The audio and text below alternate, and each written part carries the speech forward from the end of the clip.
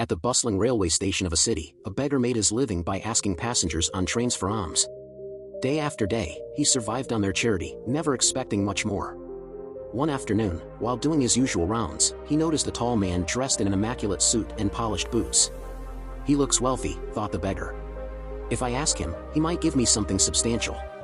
With hope in his heart, the beggar approached the man and began pleading for alms.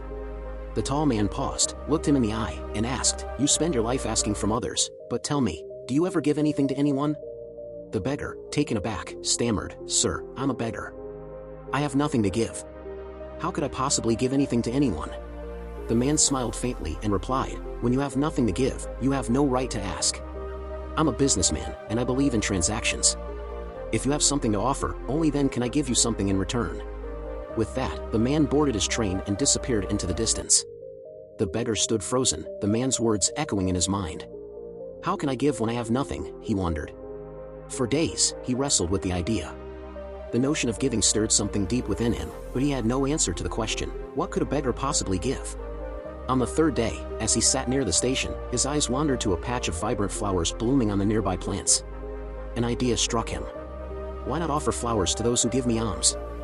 Excited, he plucked a handful of flowers and began his day anew. As passengers handed him coins, he gave each of them a flower in return.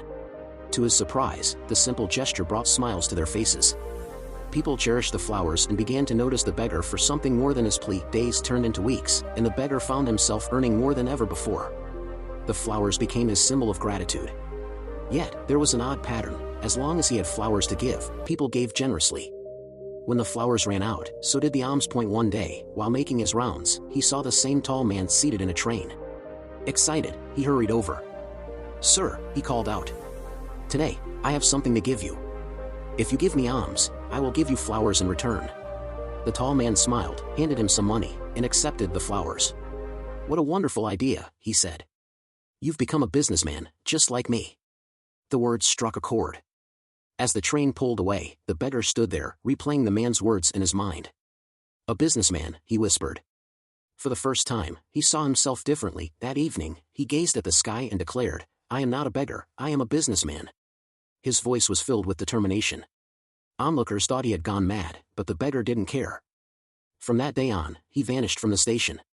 6 months later, at the same station, two well-dressed men in suits greeted each other.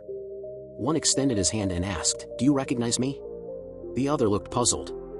"I don't believe we've met before." The first man chuckled. "Oh, we have. Twice, actually. Once, when I was a beggar and you refused me alms, and then again, when I gave you flowers in return for your generosity." The second man's eyes widened in recognition. "It's you! The beggar from the train. But what happened? How did you become this?" The former beggar smiled. "You taught me the rule of life, give something to get something. I started offering flowers, and soon people weren't giving me alms, they were buying from me.